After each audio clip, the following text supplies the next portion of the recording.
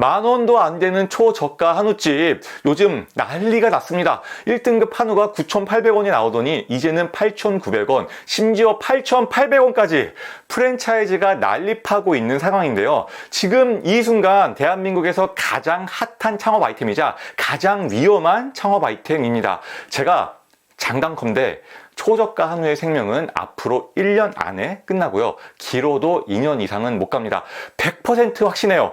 그냥 제 얘기 들으시면 당연히 금방 망할 수밖에 없는 구조구나 라는 걸 여러분도 바로 아실 수 있을 겁니다. 일단 지금 당장 초저가 한우집을 창업하면 얼마나 벌 수 있는지 시원하게 수익 계산부터 해보고 들어갈게요. 일단 매출 보시면 지금 초저가 한우집이 워낙 핫하기 때문에 평균만 해도 월 매출 1억 3천만 원은 올릴 것으로 추정됩니다. 재료비는 매출의 57%가 예상되는데요. 재료비가 굉장히 높지만 그래도 수익 구조가 나쁘진 않아요. 왜냐하면 인건비는 16% 수준으로 낮은 편이거든요. 매출과 객단가가 높은데 직원이 고기를 구워주지도 않기 때문에 운영이 상당히 효율적입니다. 나머지는 무난하게 넣고 계산해보면 순수익 1,600만 원이 예상됩니다. 이거는 풀 오토는 기준이에요.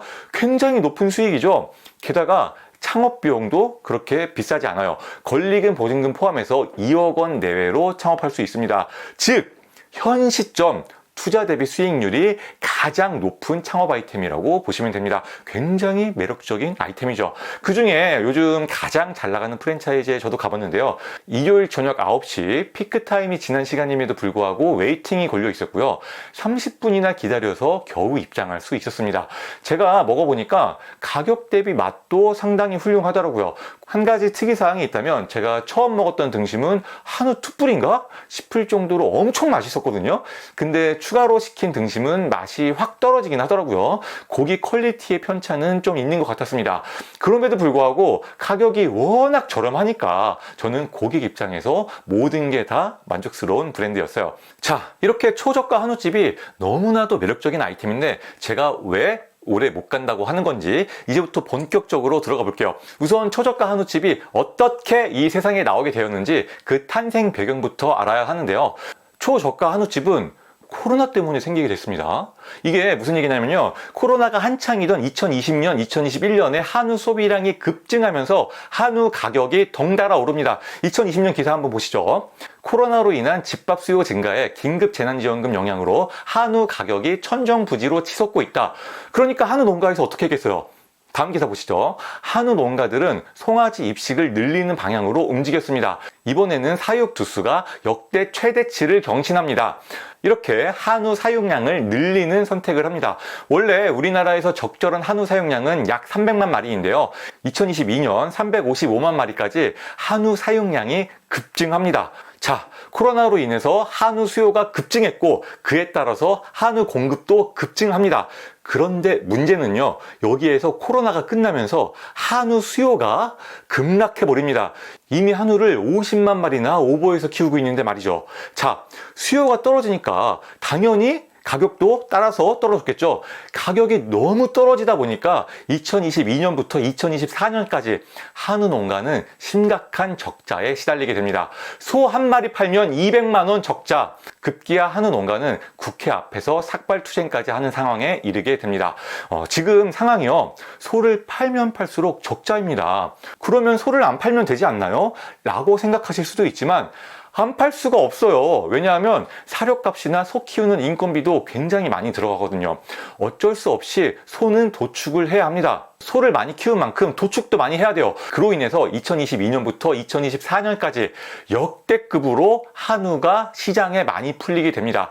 수요는 확 줄었는데 공급은 쭉 늘어나는 상황이 된 거예요. 그러면 방법이 없죠. 싸게 파는 수밖에요. 그래서 헐값에 한우를 팔게 된 겁니다. 지금 남는 한우를 덤핑 처리하는 중이라고 보시면 돼요. 그래서 초저가 한우집이 탄생하게 된 겁니다. 덤핑 처리하고 있는 한우를 싸게 사서 싸게 팔고 있는 거예요. 이게 무엇을 의미하겠어요? 한우를 싸게 살 수 없게 되는 순간 초저가 한우집의 종말이 온다는 의미입니다. 얼마 남지 않았어요. 이미 올해부터 한우 도축량은 감소세로 접어들 것으로 예상되고요. 내년, 후년에는 도축량이 쭉쭉 떨어질 것으로 예상됩니다. 코로나 때 무리하게 늘려놨던 한우가 이제 거의 다 도축이 돼서 사라질 거예요.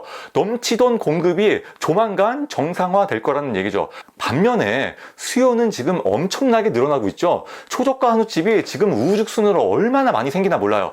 한우 공급은 줄어들고 수요는 늘어나면서 지금 수요가 공급을 앞서 나갈 날이 머지 않았어요. 조만간 한우 가격이 올라가는 것은 기정사실입니다. 그런데 초저가 한우집에서 나중에 판매 가격을 올릴 수 있을까요? 안 되겠죠. 이렇게 초저가라는 컨셉을 강하게 잡아놓은 상태에서 판매 가격을 올리는 것은 굉장히 어려울 겁니다. 1,000원, 2,000원 올린다고 될 일도 아니에요. 가격을 많이 올려야 수지타산이 맞을 겁니다. 그런데 한우 가격이 오르는 것만 문제가 아니에요. 더 큰 문제는 고기의 퀄리티가 떨어지는 겁니다. 절대적인 공급이 부족하게 되면요, 지금처럼 맛있는 부위를 선별해서 받을 수가 없어요. 공급자가 갑이 되는 거죠. 고기가 없어서 못 파는 판에 퀄리티 따지는 사장님한테는 고기 안 팔면 그만이거든요. 그러면 한우 생산량을 늘리면 되지 않나요? 이렇게 생각하실 수도 있는데요, 불가능합니다. 왜냐하면 소가 임신해서 출산하는데 10개월 걸리고요, 송아지 기르는데 30개월이 걸려요. 도축할 때까지 총 40개월이 걸리거든요. 지금 당장 소를 임신시킨다고 하더라도 늦습니다. 그 전에 초저가 한우집이 먼저 망하겠죠. 지금 제가 초저가 한우집들을 보면요, 단단한 벽을 향해서 돌진하는 폭주 기관차 같다는 생각이 듭니다. 정말 위험한 상황이에요. 제가 예언 하나 해볼게요. 초저가 한우집 사장님에게 1, 2년 안에 벌어질 일입니다. 매장에서 받는 한우 가격이 비싸집니다. 근데 오히려 고기 퀄리티는 떨어져요. 주변의 경쟁업체들도 엄청 많이 늘어났습니다. 결과적으로 마진 구조는 안 좋아지고 매출은 떨어집니다. 하지만 극복할 방법이 전혀 없어요. 하루라도 빨리 매장을 매각하고 싶지만 이제 와서 초저가 한우집을 인수받겠다고 하는 사람은 없습니다. 이게 초저가 한우집에서 1, 2년 내에 벌어질 미래이고요. 저는 막연한 예측을 한 것이 아닙니다. 수요와 공급의 원칙에 따라서 당연히 벌어질 수밖에 없는 상식적인 일에 대해서 얘기해 드린 거예요. 그러니까 지금 만약에 초저가 한우집을 창업할 생각인 분이 있다면요, 제가 간곡하게 부탁드릴게요. 1, 2년 이상 꾸준히 장사할 생각이라면 이 아이템은 안 돼요. 하지만 만약 지금 빠르게 들어가서 빠르게 원금 회수하고 치고 빠지겠다라는 생각이라면 그럴 수는 있습니다. 저는 치고 빠지는 방식의 창업을 굉장히 싫어하지만 그건 제 개인 취향이니까요, 강요는 안 하겠습니다. 대신에 치고 빠질 거라면 타이밍 제대로 못 맞췄을 때 크게 망할 수도 있다는 리스크는 감수하셔야 될 겁니다. 제가 오늘 막 흥분하면서까지 초저가 한우집의 절망적인 미래에 대해 얘기를 해드렸지만 아예 방법이 없는 것은 아니라고 생각해요. 정말 탄탄한 실력을 가진 브랜드라면 살아남을 수도 있다고 생각합니다. 그러기 위해서는 지금이라도 프랜차이즈 본사가 초저가 한우라는 프레임에서 벗어나는 전략을 고려해 볼 때입니다. 고객이 초저가 한우를 보고 우리 매장에 찾아오는 것이 아니라 우리 브랜드를 보고 찾아오게 만들어야 돼요. 프레임을 초저가 한우에서 믿을 만한 브랜드로 바꿔야 되는 거죠. 그렇게 만들 수 있다면 나중에 메뉴 가격을 올리거나 다른 메뉴를 팔더라도 그 브랜드라면 믿을 수 있어 라는 생각을 가지고 고객이 찾아오실 수도 있으니까요. 만약 브랜드 가치에 집중하는 브랜드가 있다면 미래가 있을 수도 있다고 생각합니다. 그런데 솔직히 그런 브랜드가 과연 있을지 의구심이 들긴 해요. 제가 볼 때 지금 대부분의 프랜차이즈 본사들은 가맹점 늘리는 데만 혈안이 되어 있거든요. 제 바람은 멀리 보고 지금이라도 브랜드 가치에 좀 더 집중하는 그런 프랜차이즈도 있었으면 좋겠어요. 기대하겠습니다.